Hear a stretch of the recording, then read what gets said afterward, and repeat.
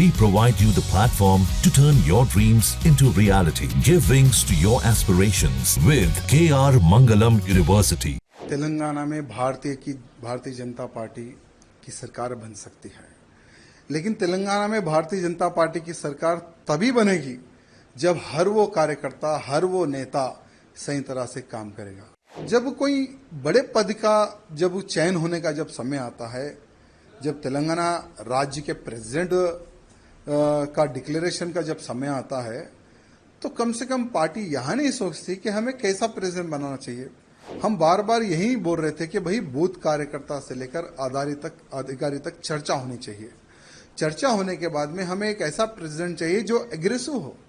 यहाँ तेलंगाना में हिंदू मुस्लिम भाई भाई वाली राजनीति नहीं चलती है। तेलंगाना में सिर्फ हिंदुइज्म चलता है। मेरे जिले को टारगेट करना, मुझे टारगेट करना, आखिर कितने साल तक मैं सहूं इनका जुल्म।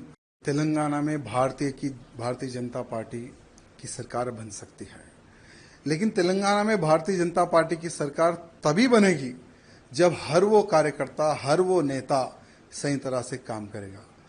आज बूथ लेवल में हर वो कार्यकर्ता पूरी जान लगाकर भारतीय जनता पार्टी के समर्थन में वोट दिलवा रहा है, कार्य कर रहा है।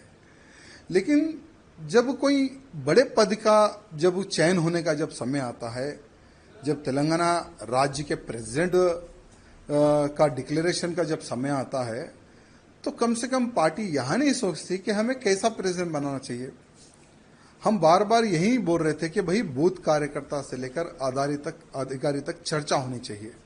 चर्चा होने के बाद में हमें एक ऐसा प्रेसिडेंट चाहिए जो एग्रेसिव हो। यहाँ तेलंगाना में हिंदू मुस्लिम भाई भाई वाली राजनीति नहीं चलती है। तेलंगाना में सिर्फ हिंदुइज्म चलता है। और जो हिंदुत्व की बात करता है ना, तेलंगाना की जनता उसको सर पर बिठाकर आगे चलती है।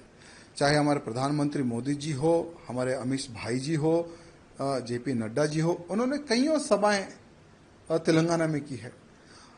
हर सभा में हजारों की संख्या में, लाखों की संख्या में उनकी सभाओं में कार्यकर्ता आते हैं, यहां सुनने के लिए कि देश धर्म समाज के लिए आज भारतीय जनता पार्टी क्या कर रही है और क्या करेगी।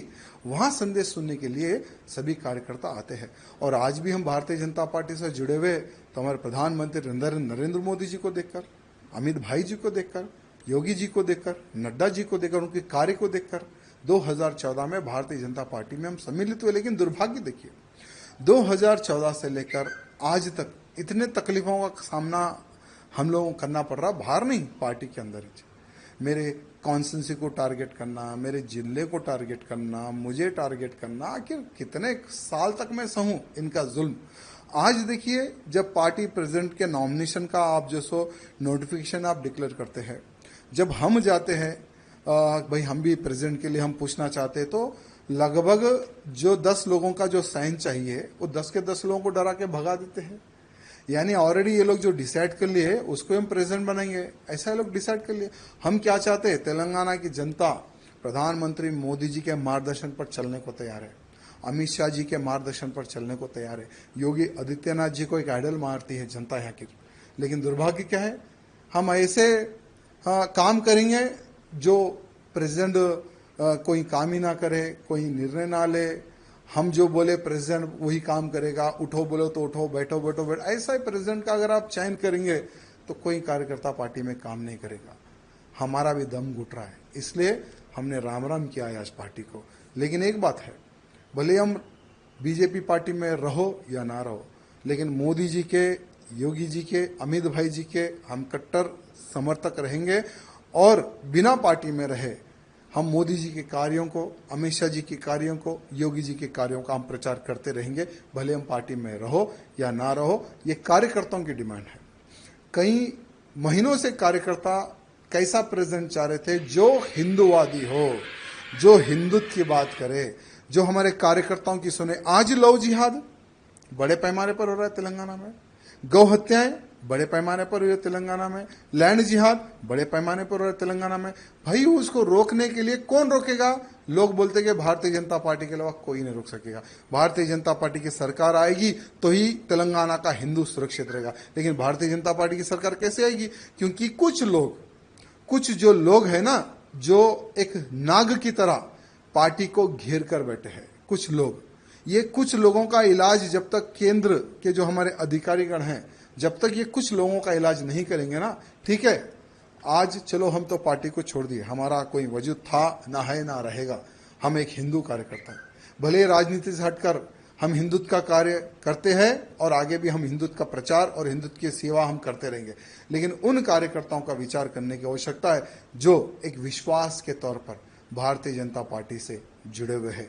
इसलिए हमारे प्रधानमंत्री मोदी जी से, अमित शाह जी से निवेदन करना चाहूंगा कि पूर्ण एक बार विचार करें और भारतीय जनता पार्टी का अध्यक्ष कैसा होना चाहिए, ये मैं नहीं, हर वो बूथ कार्यकर्ता, हर वो अधिकारी, हर वो जो पार्टी के लिए जो खून बहा है, उनका एक समावेश, एक मीटिंग करने के बाद में उन कार्यकर्ताओं का आप इलेक्शन कीजिए, उन कार्यकर्ताओं से आप प्रपोजल लीजिए, तब देखिए कैसा प्रेसिडेंट यहाँ के बीजेपी के कार्यकर्ता, बूथ कार्यकर्ता चाहते हैं, ये हमारे केंद्र के अधिकारियों को पता चलेगा। आपका आगे कार्रवाई कैसे होने वाली? देखिए, कुछ नहीं, हमने किशन रेड्डी जी को यहाँ कहा कि आपके ही हाथों से हम पार्टी में ज्वाइन हुए थे 2014 में और आपके ही हाथों में हम रिजाइन दे रहे हैं, हम पार्टी के बाहर जा रहे हैं, क्योंकि ये मोनोपोली जब तक पार्टी में बंद नहीं होगी तब तक पार्टी सत्ता में नहीं आएगी और हम दम घुट घुट कर हम पार्टी का सर्वनाश हम नहीं देख सकते।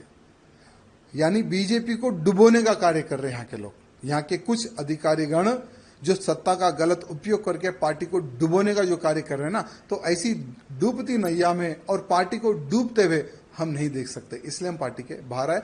आगे का हमने किशन रेड्डी जी को रिक्वेस्ट किया है कि आप स्पीकर को भी एक पत्र लिख दो कि राजा सिंह बीजेपी का विधायक नहीं है, उसको सस्पेंड करो। अगर किशन रेड्डी जी वो भी अगर काम कर देते तो उसका भी हम समर्थन करते हैं। बाकी का हम एक हिंदू नेता है, धर्म प्रचार करना हमारा काम है, वही करते रहेंगे। सर, आप इतने साल से पार्टी में रहे, 3 बार आपने बीजेपी में जीते और आपकी और पार्टी वर्कर्स को क्या बोलना चाह रहे सर? मेरे पार्टी के कार्यकर्ताओं से यही निवेदन करना चाहूंगा, ठीक है, ये मेरा व्यक्तिगत निर्णय था, क्योंकि हर इंसान कुछ सालों तक जुल्म सह सकता है, लेकिन कंटिन्यू जुल्म सहे उतनी शक्ति मेरे पास नहीं है। लेकिन आप लोग पार्टी में रहिए, पार्टी की सेवा करते रहिए, आज नहीं तो कल आपके अच्छे दिन आएंगे। जहाँ भक्ति है हर शब्द में, कथाओं में छिपे हैं दिव्य रहस्य और ज्योतिष देता है जीवन को दिशा। धर्म से जुड़ी हर बातों को जानने के लिए हमारे चैनल स्तुति को सब्सक्राइब करें। चैनल पर जाने के लिए इस लिंक पर क्लिक करें।